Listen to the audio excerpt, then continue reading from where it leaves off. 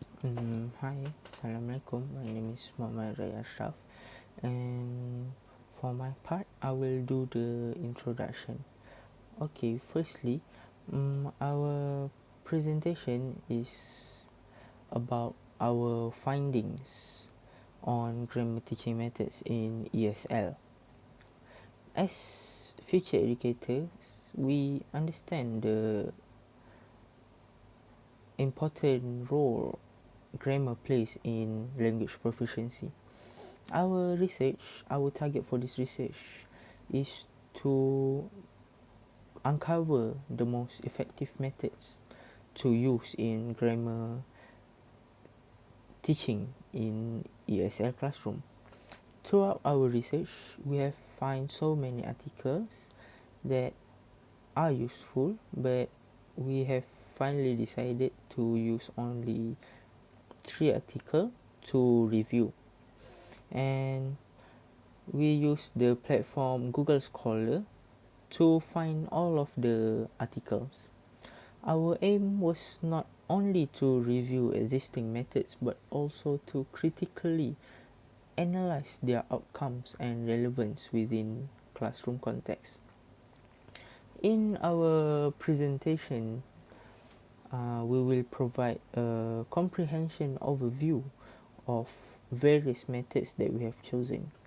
The methods that we have chosen are we have grammar translation methods, we have audiolingual method, and lastly we have triple P or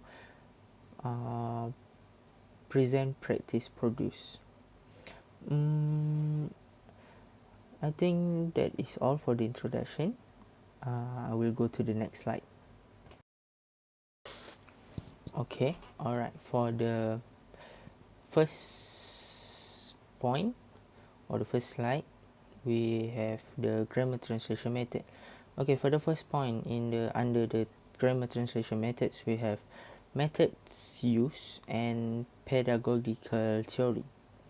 Okay, the first point, which is focuses on grammar and reading or writing. Okay, GTM or grammar translation method, it prioritizes learning grammar and vocabulary through translation exercise. This method strengthens reading comprehension and it would also enhance a student's writing skills. Okay, for example, a teacher might present a present perfect tense using a sentence like he has eaten breakfast in English. Then the students would translate the phrase into their native language in Malay. Okay, for example, he has eaten breakfast. So in Malay, we use dia sudah makan nasi. After that, they would easily understand the concept of the grammar. And then after they finish the first drill, they will complete exercises that require them to rewrite sentences in the present perfect tense. These methods would enhance reading comprehension and would also enhance students' grammar skills, and also at the same time would enhance their writing skills. Okay, for the next point, we have emphasize explanation and repetition. Repetition. I'm sorry. GTM uses the native language for explanation and it relies on repeated practice. And a teacher, for example, a teacher might explain the concept of subject-verb agreement in the native language before presenting example sentence in English, like she speaks English and they play tennis. Students would then complete drills that involve repeatedly changing pronouns verb to ensure agreement. For example, like before, the phrase is she speaks English. So for the exercise, it would change to they speak English. This method focuses on memorizing grammatical rules through explanation and repetitive exercises. And for the last point, teacher-centered and behaviorist approach. GTM follows a traditional teacher-centered approach with a behaviorist core.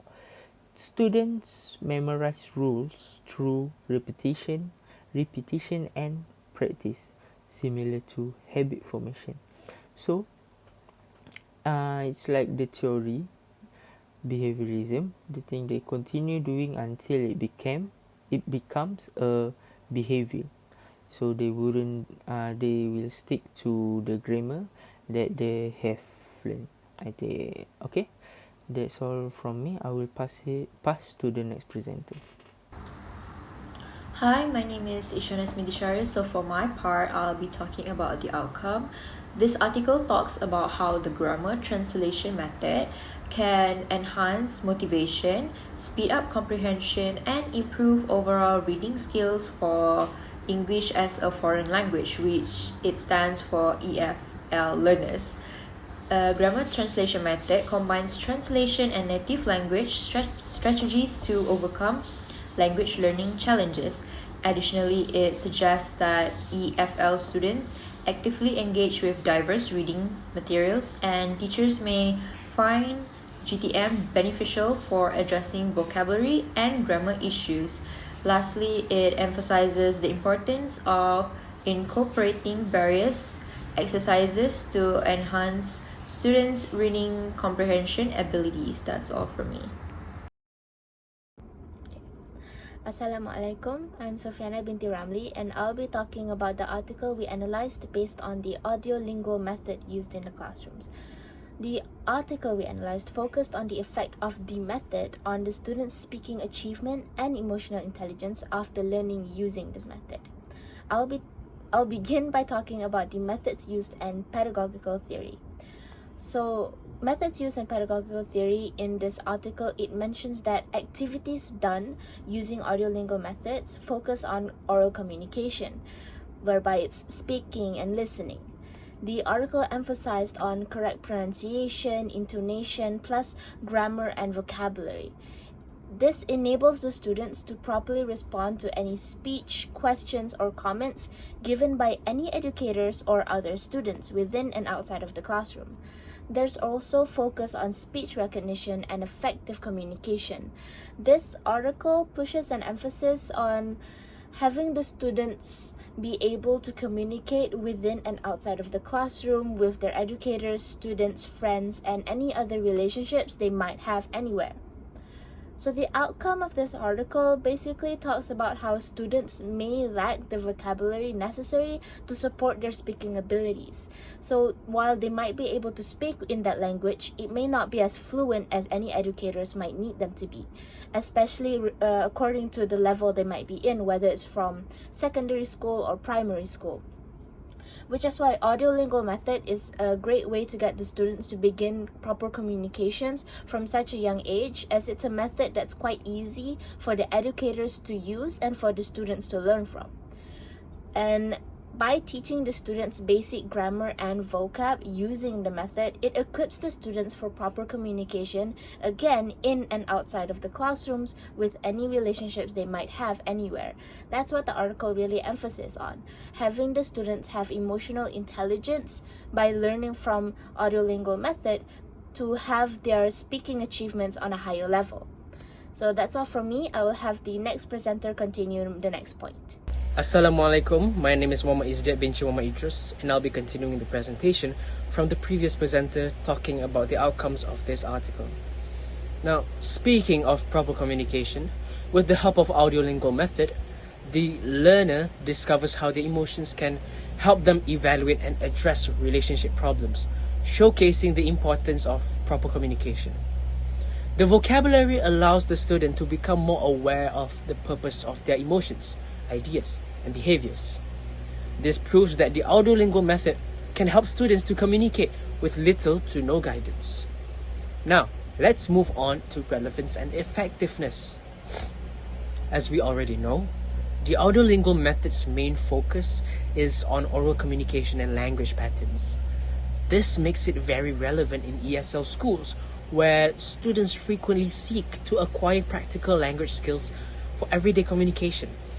Through pattern drills and dialogues, students can build accuracy and also fluency in English pronunciation, intonation, and grammar, providing a solid basis for a successful communication. Next, this teaching method provides teachers with a systematic framework for language instruction. Now, thanks to its emphasis on oral communication and habit formation, teachers have a clear guide for creating lessons that address certain language objectives.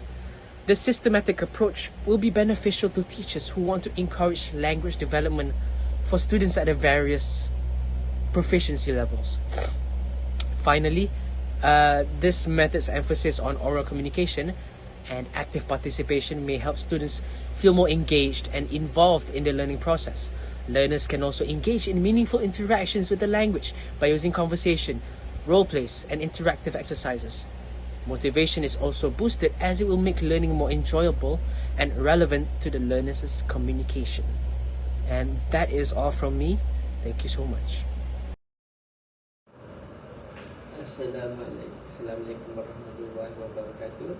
My name is AQIL and I'm going to present about the part of method use and practical theory for the teaching method PPP. Before that, I'm going to explain a little bit for our article.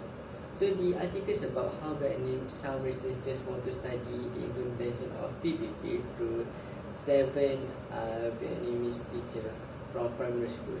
So we know that PPP is a common method, but its effectiveness and alignment with communicative language teachings are debated. Little research exists on teachers' experience with PPP. So the researchers this study addressed this gap by observing 7 teachers from 6 primary school using PPP. So teacher interviews will explore their role, adaptation, and overall views on the method's effectiveness. By analyzing classroom practice and teachers' opinion, the research aims to improve our understanding of how PPP is used and evaluated for teaching, speaking to young students, to young learners. So PPP and cognitive learning. We learned that the method is correlated with the cognitive learning theory, which emphasizes on information processing and skill acquisition. We know that cognitive learning, also known as active learning, is a learning strategy that teaches you how to use your brain to its greatest potential. It aids in the process of connecting new knowledge to prior knowledge, which is an effective teaching for increasing memory and recall capacity. PPP stages mirrors this. First stage, grasp attention and introduce new knowledge for encoding short-term memory. Second one, practice. Through exercises, students solidify understanding and more knowledge to long-term memory. And finally, the third P, productions. Students learn through the control task, demonstrate their skill, in other words, application and the transfer of knowledge. So this shows how PPP facilitates active learning with existing new knowledge and promoting memory recall. So students practice the knowledge in a less structured assignments, such as through dialogues, presentations where they demonstrate their knowledge and ability to use their language skills in less formal settings. That's all from me. I'm gonna pass to the next presenters. Hi, Assalamualaikum warahmatullahi wabarakatuh. My name is Siti NURBAHIYAH. So now I'm going to continue explaining for the PPP method, which stands for practice, presenting, practicing, and producing methods. So I'm going to explain the outcome and the effectiveness of teaching method. So first of all, PPP methods are known as the most common methods for all teachers during the teaching lessons. Also, it is suitable for all teachers, especially for those who are still beginner or the new teachers, because through this method, it will help teachers to modify the approach for students, which based on students' level knowledge, and it will also help them to have a planning for teaching. Instead of that, it could also help students to identify their level of knowledge and their level of knowledge, their abilities and their strengths and also their weakness. And moving on to the effectiveness of this teaching method, the effectiveness is PPP method is known as the most flexible and organized methods to compare with all other methods. Also, from these methods, it could also help the lessons are. It could also help the lessons are being more enjoyable and creative at the same time, because we will provide activities for students. So students will love to usually students like to do something different that will help them to more relax and enjoy, and also they can gain knowledge at the same time. And also we could also combine with other methods, which for example, like we can also combine the PPP methods with TBL methods, which means like TBL is task-based learning. So for example, like students will given the interactive task, which means that during the task they have to communicate with each other to make sure that they can they can have done the task as soon as possible and done the task well. So that's all from me. I'll pass to the next presenter. Thank you. So that's all from us. We have presented 3 articles about 3 teaching methods, which is grammar translation method, audio lingual method, and finally PPP, presentation, practice, and production. We have discovered that each of these teaching methods have its own strength, and also it have its own weakness. So it's not like the all-powerful method. So we, according to the article, we can see how it can be implemented effectively, and we also studied about the recommendations on how to make it more effective. So that's all from us. Thank you for listening and have a good day. My God.